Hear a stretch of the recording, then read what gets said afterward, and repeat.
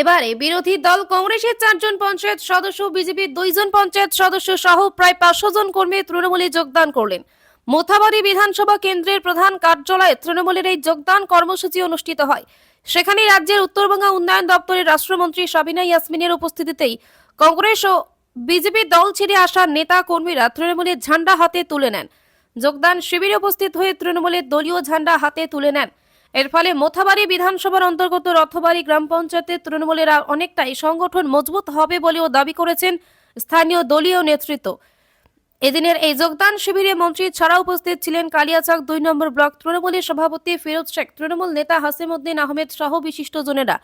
মন্ত্রী সাবিনা ইয়াসমিন বলেন, বিজেপি কংগ্রেস দল থেকে 6 জন পঞ্চায়েত সদস্য সহ এদিন প্রায় 500 জন কর্মী তৃণমূলে যোগদান করেছেন। এতদিন এরা বিরোধী দলে থেকেও যোগ্য মর্যাদাটুকু পাননি। এছাড়াও মুখ্যমন্ত্রীর উন্নয়নের উপর ভরসা করেই তারা তৃণমূলকেই বেছে নিয়েছেন।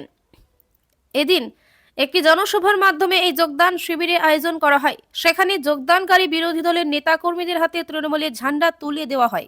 4 জন মেম্বার আনুষ্ঠানিকভাবে আমাদের দলে তৃণমূল কংগ্রেস দলে যোগদান করলেন।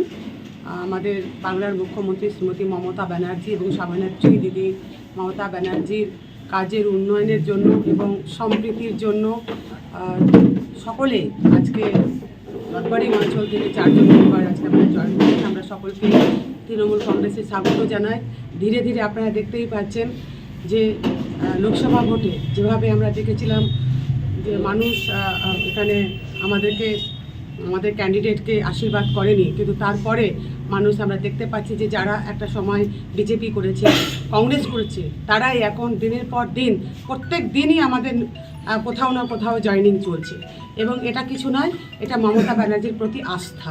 মমতা ব্যানার্জির প্রতি আস্থার জন্যই আজকে মানুষ যারা দূরে সরে ছিল তারা নিজেদের ভুল বুঝতে পেরে আস্তে আস্তে মূল স্রোতে ফিরে আসছে এবং তৃণমূল কংগ্রেসে যোগদান করেছে। এর জন্য আমরা সকলকে তাদেরকে আন্তরিকভাবে ধন্যবাদ জানাচ্ছি এবং তৃণমূল কংগ্রেস পরিবারে স্বাগত জানাচ্ছি। কতজন কোথা থেকে জয়েন করলো?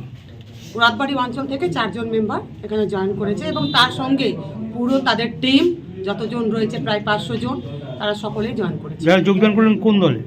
সব তৃণমূল কংগ্রেস থেকে।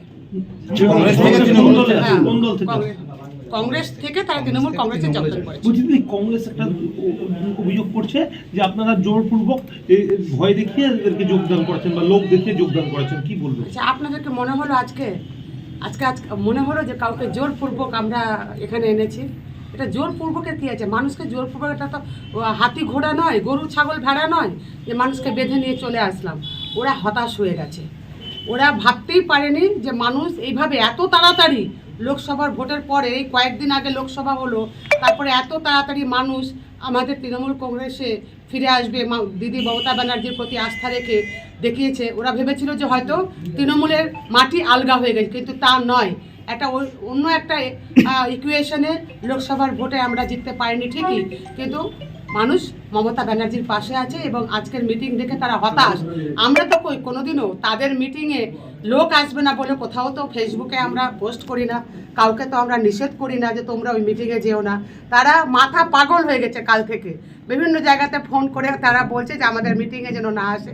আমি সে বিতর্কিতের মধ্যে যেতে চাই না, কারণ ইস্যুটাই হচ্ছে একটা অন্য ইস্যু নিয়ে আমি লড়াই করছি এবং আমরা সকলে মিলে এটা সাথ দিয়ে যে ইস্যু আছে, একটা ভাইটাল ইস্যু, এটাকে লড়াই করছি যে কেন্দ্রীয় সরকার যেন এই বিলটা প্রত্যাহার করে। তার ফলে বিরোধীরা কি করছে ভেবেলা।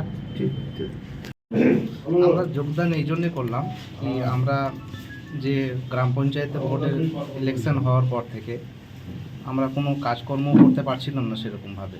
তো আমরা মমতা ব্যানার্জি উন্নয়নের জন্য কাজ করতে চাই, গ্রামবাসী যে যেন তাদের জন্য কাজ করতে পারি, সেই জন্য আমরা তৃণমূল কংগ্রেসে আজকে যোগদান। আমার নাম নাসির আহমেদ। কি নাম? নাসির আহমেদ। কোন পঞ্চায়েতের আপনি? রথবাড়ি গ্রাম পঞ্চায়েত। কতজন কংগ্রেস থেকে আমরা তৃণমূল কংগ্রেসে জয়েন করি। কতজন কংগ্রেসে ছিলেন? আমরা টোটাল ছিলাম 4 জন ছিলাম, আজকে 4 জন আমরা জয়েন করলাম। কংগ্রেস শূন্য হয়ে গেল। কংগ্রেস 7 জনের মধ্যে 4 জন চলে এসেছি, আর বাকিটাও দেখতে পাবেন কিছুদিনের মধ্যে, সবটাই চলে আসবে আর কি। জয় বাংলা।